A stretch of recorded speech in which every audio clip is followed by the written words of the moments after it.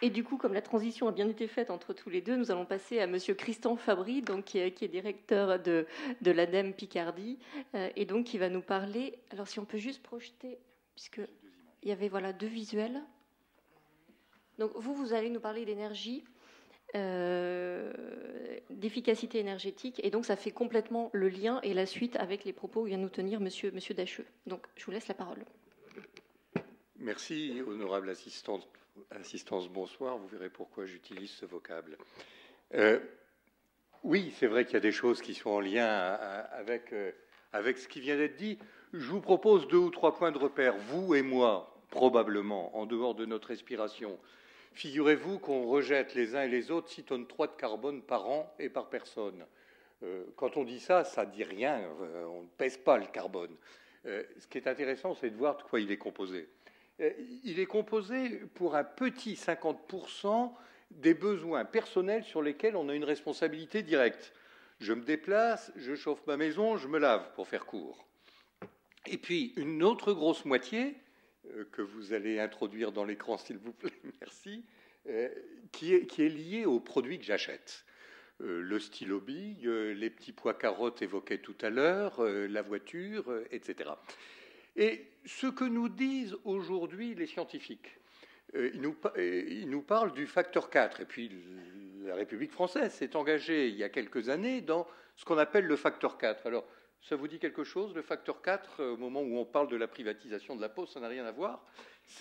Le facteur 4, c'est ce que nous disent les scientifiques. Si on veut contenir l'élévation moyenne de la température du globe de 2 degrés à 2 degrés d'ici 2100, au passage, ça a augmenté de 0,6 degrés au cours du XXe siècle. Si on veut que ça n'excède pas 2 degrés au cours de ce présent siècle, il faut qu'en 2050, on ait divisé par 2 les émissions de gaz à effet de serre sur la planète. Et si on veut les diviser par 2 au niveau de la planète, ça veut dire que des pays comme le nôtre, les pays développés, et donc une région comme la nôtre, la Picardie, les divise par 4 d'ici 2050.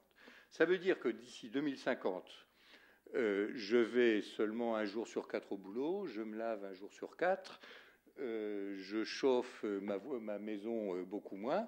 Au passage, baisser de 1 degré la température dans son habitation, c'est gagner 7% d'économie d'énergie. Donc là, l'industrie textile, elle peut s'y retrouver. On avait l'habitude de vivre à moitié à poil dans ces maisons, ou en tout cas en grand débardeur. Mettre un pull, c'est pas forcément si honteux que ça. J'en ai mis un aujourd'hui, à vrai dire, ça chauffe. Là, mais bon, donc il y a des enjeux forts autour de ça.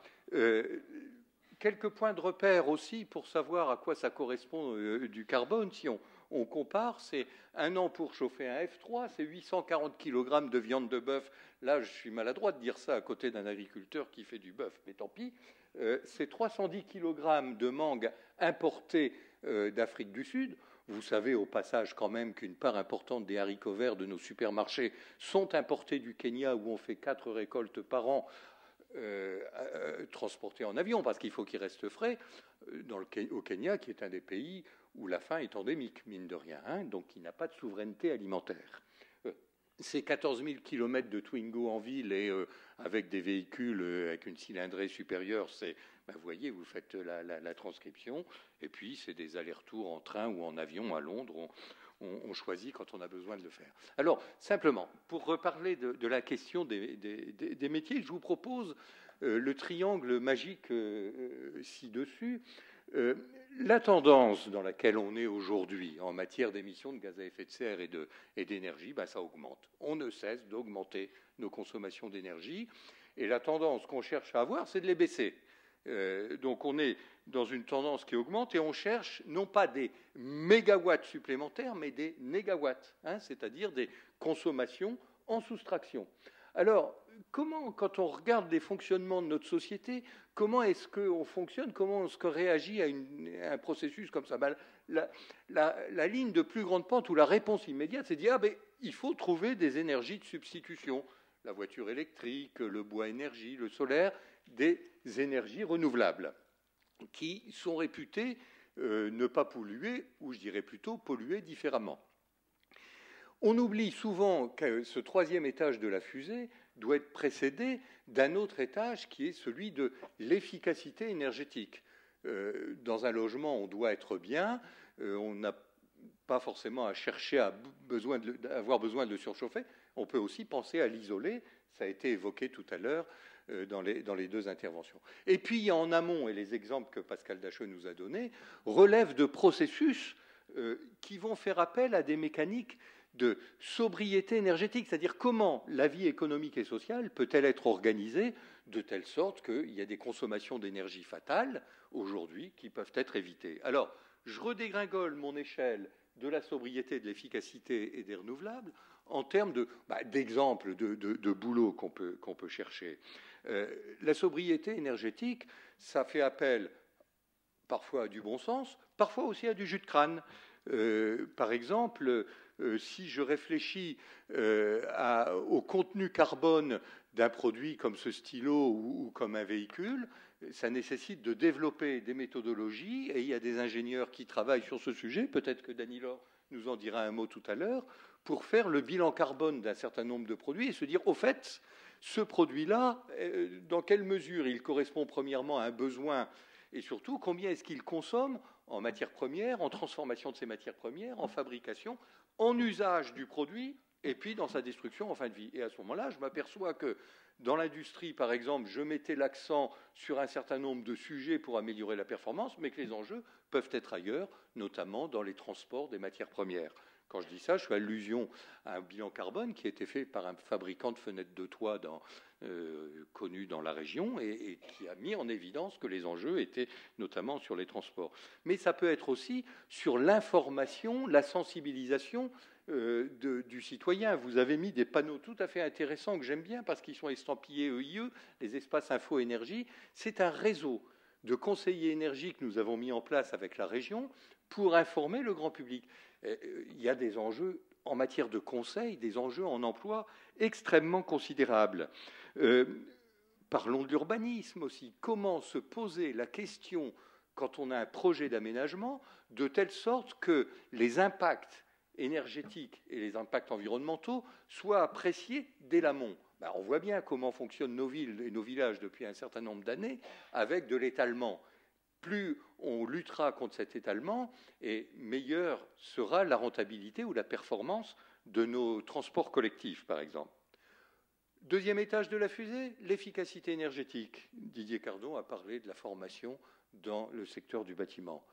On s'est cassé les dents sur des questions de formation des artisans. Oui, les artisans ne sont pas disponibles pour aller en formation. Alors on a mis le paquet sur la formation initiale dans les CFA, dans les lycées professionnels. Il y a des gisements considérables d'économie d'énergie dans les bâtiments. Je vais vous donner 2 points de repère. Les bâtiments neufs qui sont construits aujourd'hui, s'ils respectent la réglementation, ils ont une consommation de l'ordre de 80 kWh pour chauffer 1 mètre carré pendant une année. Ce que va être la réglementation demain, c'est ce qu'on appelle du bâtiment basse consommation, c'est 50. Et puis on peut parler de logement passif.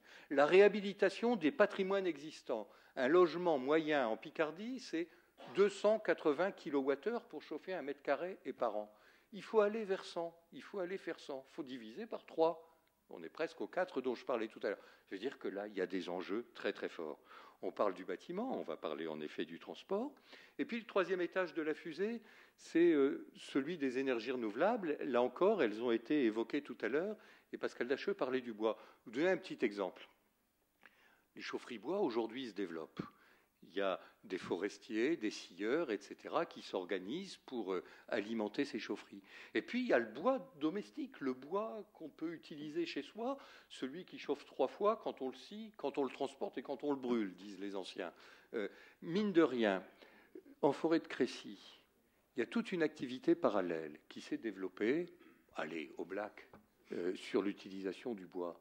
Eh bien, il y a aujourd'hui tout un processus qui s'est mis en place pour professionnaliser un certain nombre de personnes qui faisaient ce travail en douce et qui rentrent maintenant dans une économie officielle avec un enjeu qui n'est pas mince, c'est celui de la sécurité des travailleurs.